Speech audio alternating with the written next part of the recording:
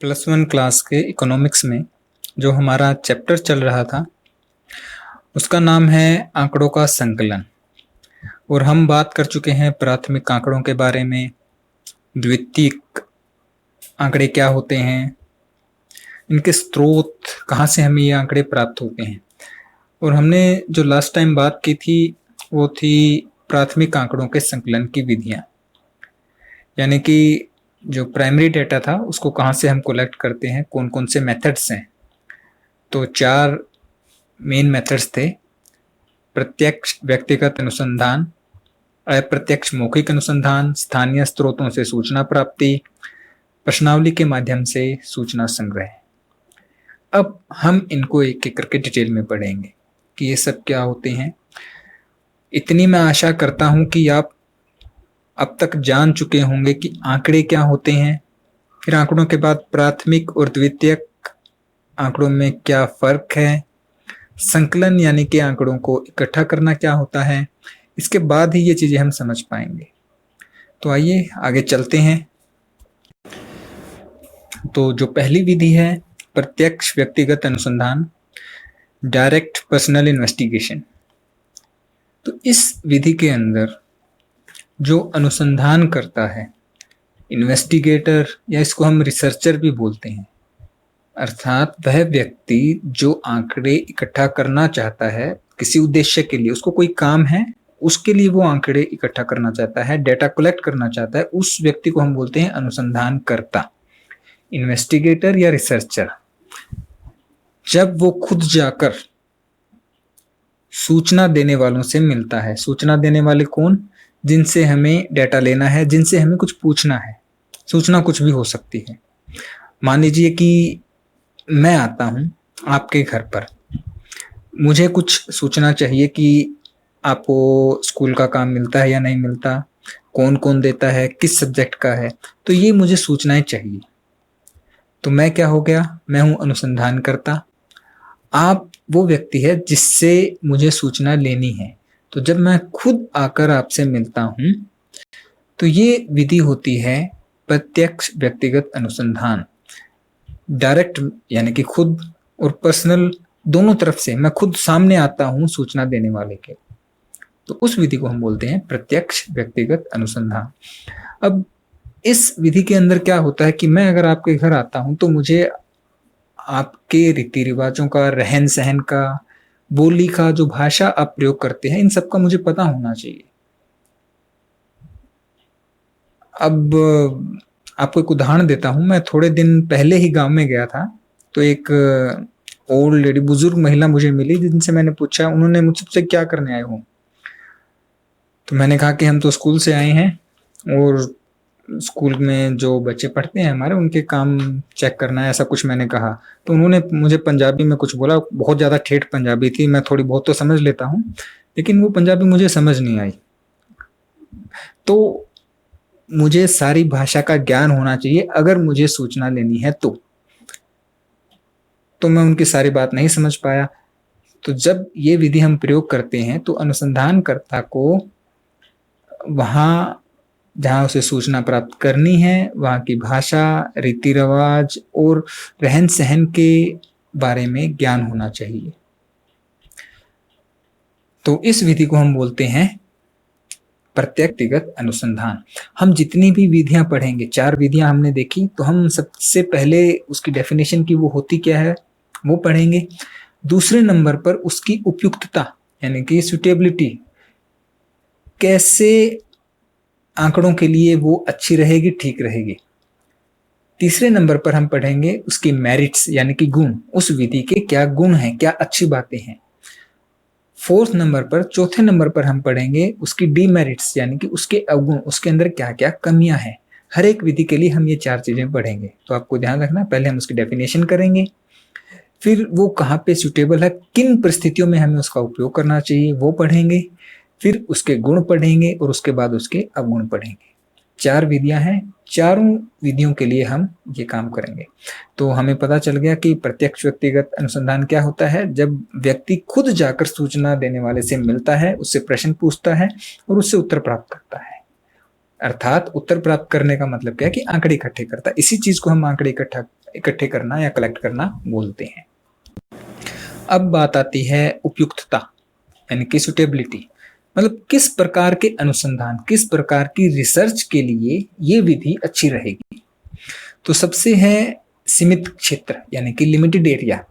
अब आप सोचिए कि मैं अनुसंधान करता हूं तो मुझे सूचना प्राप्त करने के लिए यानी कि आंकड़े प्राप्त करने के लिए इस विधि में क्या करना पड़ेगा, सूचना देने वाले के पास जाना पड़ेगा, हर एक से जाकर मिलना पड़ेगा, फिर मैं अपने जो भी प्रश्न पूछना चाहता हूं वो प्रश्न पूछूंगा और उत्तर लूंगा।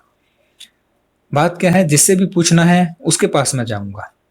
तो अब आप सोचिए कि अगर बहुत बड़ा एरिया है, ठीक है, अगर हम केवल अपने सनियाना की बात करें या किसी भी गांव की बात करें तो 2 या 4 किलोमीटर तक फैला होता है, क्योंकि कुछ तो गांव के अंदर रहते हैं, कुछ लोग खेतों में भी रहते हैं।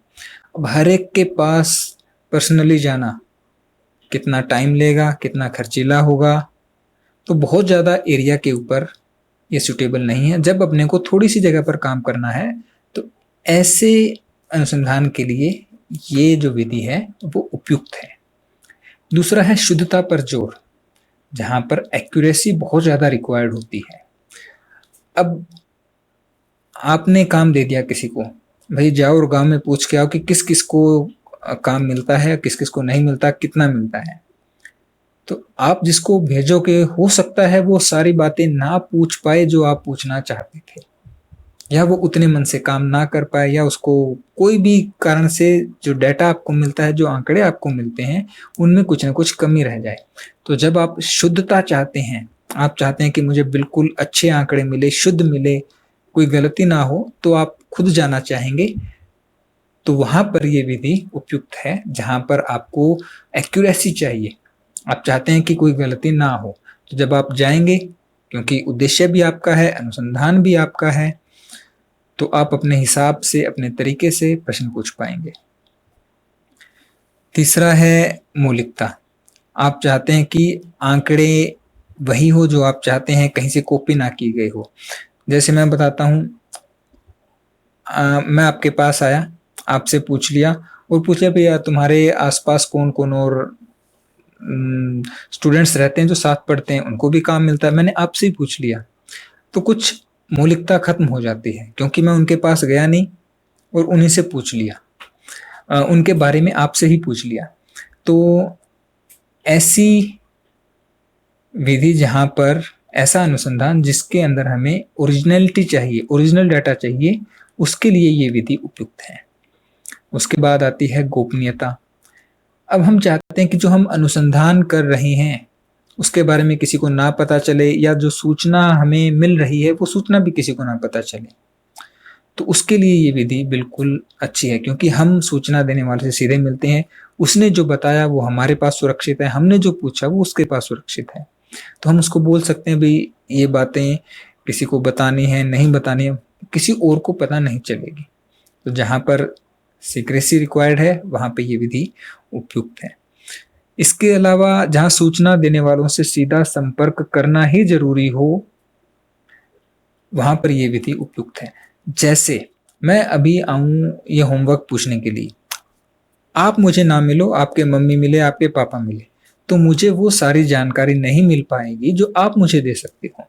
आप मुझे बता सकते हो कि इस सब्जेक्ट में यहाँ प्रॉब्लम आती है या ये दिक्कत आती है, वो सारी बातें आपके पेरेंट्स या आपके जो भी बड़े हैं वो नहीं समझा पाएंगे। तो जहां पर सूचना देने वालों से सीधा मिलना जरूरी है, वहां पर ये विधि बहुत उपयुक्त है। इसके बाद हम बात करते हैं इसके गुणों पर। इसके गुण क्या है, मतलब इसकी क्या खास बात है। तो सबसे पहली जो मेरिट है इसकी वो है मौलिकता, यानी कि ओरिजिनलिटी, जो हम पहले ही पढ़ चुके हैं कि इसके अंदर जो अपने को डाटा मिलता है, जो आंकड़े मिलते हैं वो ओरिजिनल होते हैं, क्योंकि हम खुद लेकर आते हैं, हम किसी से पूछते नहीं है। पूछने का मतलब ये नहीं कि हम आंकड़े ही पूछ रहे हैं, मतलब हमने ये जो डाटा है वो कहीं और से कॉपी नहीं किया, हमने इन आंकड़ों को खुद इकट्ठा किया है, इसलिए मौलिक होते हैं। दूसरा है शुद्धता। शुद्ध होते हैं, एक्यूरेट होते हैं, क्योंकि हम वही चीजें पूछते हैं जो हमें पूछनी है, और हम तब तक उसको नोट नहीं करते हैं जब तक हम सेटिस्फाई ना हो जाए, हम संतुष्ट ना हो जाए कि हमें हमारा जवाब मिल गया है। इस विधि पर हम विश्वास कर सकते हैं। तीसरा इसका गुण क्या है? विश्वसनीय, क्योंकि हम खुद जानकारी ले रहे हैं, तो इसमें कोई अविश्वास वाली बात नहीं होती। जो हम पूछना चाहते हैं हम सामने पूछ सकते हैं, और जो डाटा हमें लगता है कि रिलायबल है हम वही लिखते हैं। उसके बाद है संबंधित सूचना।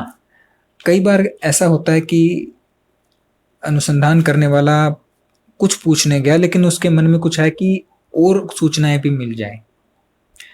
जैसे मैं आपके पास आया हूँ इकोनॉमिक्स का पूछने, मैंने पूछा कि इकोनॉमिक्स का काम कैसे मिलता है, कर रहे हो नहीं कर रहे हो, क्या दिक्कत आ रही है। लेकिन मैं जब आया हूँ तो मैं कुछ और सूचनाएं भी मांग सकता हूँ। मैं पूछ सकता हूँ कि बाकी सब्जेक्ट्स का काम कैसे मिल रहा है, किस में दिक्कत आ रही है, कुछ और हम अच्छा कर सकते हैं। तो ऐसी सूचनाएं हम और तरीकों से प्राप्त नहीं कर सकते जब मैं खुद आया हूं, क्योंकि मेरे दिमाग के अंदर वो कंसेप्ट है कि मैं क्या पूछना चाहता हूं। तो उसके लिए जो मैंने कुछ क्वेश्चंस लिखे हैं, कुछ प्रश्न लिखे हैं, या कुछ जो मैं नॉर्मल पूछता हूं उसके हटकर भी पूछ सकता हूं, क्योंकि मैं वहां पर खुद उपस्थित हूं। तो संबंधित सूचनाएं भी हमें मिल जाती हैं, और वो कई बार उपयोगी होती हैं हमारे लिए बहुत। उसके बाद है एक रूपता। इस विधि से जब आंकड़े लिए जाते हैं तो वो यूनिफॉर्म होते हैं, मतलब एक जैसे आंकड़े होते हैं, एक जैसे प्रश्न हैं, क्योंकि हम खुद इस अनुसंधान को कर रहे हैं। तो हमें पता है कि क्या पूछना है, कौन से प्रश्न करने हैं और कौन से उनके उत्तर लेने हैं। तो एक रूपता बनी रहती है सारे अनुसंधान के अंदर। उसके बाद है लोचशील, यानी कि इलास्टिक। यह विधि लोचशील होती है क्योंकि मैं अपनी आवश्यकता अनुसार प्रश्नों को कम कर सकता हूँ, ज्यादा कर सकता हूँ। मुझे लग रहा है कि आपके पास समय नहीं है, आप नहीं बता पा रहे हो, या आपके पास काम ही नहीं आया, कभी आपके पास फोन नहीं था, तो मैं आपसे ज्यादा क्या पूछ पाऊंगा। तो मैं सिचुएशन के हिसाब से अपने प्रश्नों को बदल सकता हूँ, और कोई व्यक्ति नहीं कर सकता। अगर मैं मेरी जगह कोई क्वेश्चनेयर भेज दूं, एक आपको फोन पे पूछ लिया या कोई क्वेश्चनियर भेज दिया, तो वो सारी बातें नहीं हो सकती। तब वो इलास्टिक नहीं रहेगी, लोचशील नहीं रहेगी, उसके अंदर बदलाव नहीं किया जा सकता। लेकिन अगर मैं खुद गया हूं तो प्रश्नों के अंदर कम या ज्यादा क्रम में मैं बहुत सारे बदलाव पर कर सकता हूं। तो ये जो आपके सामने लिखे हैं ये सारे इस विधि के गुण हैं, मेरिट्स हैं। अब हम थोड़ी बात करते हैं इस विधि के अवगुण क्या है, डीमेरिट्स क्या है। तो सबसे पहली बात जो हम पहले भी पढ़ चुके हैं, बड़े क्षेत्रों के लिए अनुपयुक्त है। It is difficult to cover wide areas. जैसे कि हम बात कर चुके हैं, अगर बहुत ज्यादा क्षेत्र होगा तो खुद को जाना पड़ता है, बहुत मुश्किल हो जाएगा इतने बड़े एरिया को कवर करना। सेकंड पॉइंट है अधिक खर्चीली है। धन अधिक खर्च होता है, मेहनत भी ज्यादा लगती है, क्योंकि इतनी दूर जाने के लिए मुझे पैदल चलना पड़ेगा तो मेहनत बहुत ज्यादा होगी। अगर मैं कोई व्हीकल लेकर जाता हूँ, कोई गाड़ी या बाइक पे जाता हूँ, तो खर्चा लगेगा। तो ये कॉस्टली है और विधियों से। अब यहाँ पे ये मत सोचना कि बाइक पे कितना तेल लगता है या कितना खर्चा लगेगा। बाकी विधियों के को देखते हुए इसमें जो कॉस्ट है वो ज्यादा आती है। तीसरा इसका पॉइंट है व्यक्तिगत पक्षपात। अब बात आती है कि मैं कर रहा हूं अनुसंधान, अगर मैं मेरे लिए कर रहा हूं तो अच्छी बात है, अगर मैं किसी और के लिए कर रहा हूं तो इसके अंदर मेरी पर्सनल बायस आ सकती है, यानी कि मैं पक्षपात कर सकता हूं। मान लीजिए कि मुझे स्कूल से बोला गया कि आप जाओ और देख के आओ, जो बच्चे अच्छा पढ़ रहे हैं उनके हम इंटरनल में ज़्यादा मार्क्स देंगे। मैं आपके घर आता हूँ, आप मुझे अच्छी चाय पिलाते हैं, कोल्ड ड्रिंक्स देते हैं, आप पढ़ाई नहीं कर रहे, लेकिन आपने इतनी अच्छी मेहमान नवाजी की, मैं खुश हो गया, तो मैंने आपके मार्क्स अच्छे लगवा दिए कि आप तो पढ़ते हो। तो ऐसे कुछ पक्षपात हो सकते हैं, पर्सनल बायसेस हो सकते हैं इस विधि के अंदर, तो इसका ये एक अवगुण है। दूसरा है सीमित क्षेत्र के लिए। ये जो विधि है वो उपयुक्त है केवल सीमित क्षेत्र के लिए, हमें थोड़े से एरिया पर काम करना है, उसी के लिए है। अगर बहुत बड़ा एरिया है, मान लो हमें सारे फतेहाबाद डिस्ट्रिक्ट के अंदर ये काम करना है, तो उसके लिए ये विधि उपयुक्त नहीं रहेगी, क्योंकि आप सोच सकते हो कितना ज्यादा खर्चा हो जाएगा। तो सीमित क्षेत्र के लिए ये विधि ठीक है, लेकिन ये इसका अवगुण भी है। अब दूसरी विधि आती है अप्रत्यक्ष मौखिक अनुसंधान, अर्थात इनडायरेक्ट ओरल इन्वेस्टिगेशन। तो इसके वर्ड्स देखिए, अप्रत्यक्ष यानी कि इनडायरेक्ट, हम उस व्यक्ति से सीधा नहीं मिलते हैं जिसके बारे में सूचना प्राप्त करनी है या जिससे सूचना प्राप्त करनी है, उससे हम सीधा नहीं मिलते हैं। दूसरा है मौखिक अर्थात ओरल, हम केवल सवाल पूछते हैं, मौखिक पूछताछ करते हैं। तो ऐसी विधि समस्या से अप्रत्यक्ष रूप से संबंध रखने वाले व्यक्तियों से मौखिक पूछताछ द्वारा आंकड़े इकट्ठे किए जाते हैं और ऐसे लोगों को साक्षी यानी कि विटनेसेस कहा जाता है। मतलब जिस व्यक्ति के बारे में हमें पता करना है उससे हम बात नहीं करेंगे, उसके अलावा जो उसको जानते हैं या उससे थोड़ी बहुत पहचान रखते हैं उनसे हम उसके बारे में पूछताछ करते हैं। वही उदाहरण लेके चलते हैं, मैं आपके गांव में आता हूँ, आपके घर आता हूँ, मुझे आपके बारे में पता करना है कि आप कितना पढ़ते हो, तो मैं आपसे ना पूछकर आपके बड़ों से, आपकी बहन या भाई से, आपके मम्मी पापा, उनसे पता करता हूँ कि आप कितनी देर पढ़ते हो, कौन सा सब्जेक्ट पढ़ते हो, तो और मौखिक तरीके से पूछ रहा हूँ मैं। तो जब ऐसी विधि का हम प्रयोग करते हैं तो उसे हम बोलते हैं इनडायरेक्ट ओरल इन्वेस्टिगेशन या अप्रत्यक्ष मौखिक अनुसंधान। और जो लोग सूचना देते हैं उन व्यक्तियों को साक्षी या विटनेसेस बोलते हैं। तो इस केस में जो आपके बड़े बहन या भाई हो गए वो क्या हो जाएंगे, वो विटनेस हो जाएंगे। तो ये विधि हुई अप्रत्यक्ष मौखिक अनुसंधान। और इसके अंदर भी हम इसकी उपयुक्तता पढ़ेंगे, गुण पढ़ेंगे, अवगुण पढ़ेंगे। अब कहाँ पर ये विधि उपयुक्त है, किस अनुसंधान के लिए ये ज़्यादा सुटेबल है? तो सबसे पहली बात आती है प्रत्यक्ष संपर्क संभव ना हो, यानी कि डायरेक्ट कांटेक्ट पॉसिबल ही ना हो। तो जो सूचना देने वाले व्यक्ति हैं उनसे डायरेक्ट कांटेक्ट पॉसिबल ना हो। जैसे कि इस समय मैं आपके पास नहीं आ सकता, तो मैं आपके बारे में सूचना प्राप्त करने के लिए क्या करता हूँ, आपके पेरेंट्स को, आपके अभिभावकों को फ़ोन करता हूँ और फ़ोन पे वो सूचना प्राप्त करता हूँ। तो आपसे प्रत्यक्ष संपर्क संभव नहीं है, इस कारण मैं उनसे या जब वो स्कूल आते हैं तब आपके बारे में सूचना प्राप्त करते हैं। उसके बाद में एक है जब अनुसंधान क्षेत्र अधिक व्यापक हो, मतलब जो अपना क्षेत्र है वो बहुत बड़ा हो। अगर मैं बात करूं अपने इसी जो उदाहरण हम लेके चल रहे हैं, तो मैं हर एक स्टूडेंट के घर नहीं जा सकता क्योंकि बहुत बड़ा क्षेत्र है। हनियाना गांव के आसपास 3 या 4 गांव से इस विद्यालय में बच्चे आते हैं, तो मैं सबके घर जाकर प्रत्यक्ष रूप से नहीं मिल पाऊंगा। तो ऐसे में सबसे आसान क्या है कि इस विधि का उपयोग किया जाए। उसके बाद है जटिल आंकड़े, कॉम्प्लेक्स डेटा। तो कई बार क्या होता है, आंकड़े ऐसे होते हैं कि जो सूचना जिसके बारे में प्राप्त करनी है वो हमें नहीं बता सकता, उसकी समझ से बाहर होते हैं। अब मान लीजिए कि मैं जानना चाहता हूँ किसी फैक्ट्री में जो कोई मजदूर काम करता है उसके बारे में, उसकी फैमिली इनकम कितनी है, उसका टैक्स कितना बनता है, सोशियो इकोनॉमिक कंडीशन कैसी है, तो उसके बारे में ये सारी जानकारी उससे ज़्यादा मैं प्राप्त कर सकता हूँ फैक्ट्री के मैनेजर से या उनकी मैनेजमेंट से। वो बहुत अच्छे तरीके से बता सकते हैं कि इसकी कंडीशन कैसी है, क्योंकि कुछ आंकड़े ऐसे हो सकते हैं जो कि किसी लेबर को या मजदूर को समझ ना आ पाए, काम करने वाले को। तो ऐसे में ये विधि काम आती है। मैं उस व्यक्ति से ना पूछकर किसी और से पूछता हूँ जो विशेषज्ञ होता है, वो अपने को अच्छे से बता सकता है। उसके बाद है प्रत्यक्ष सूचना देने वाला अज्ञानता के कारण सूचना देने में असमर्थ है। जैसे कि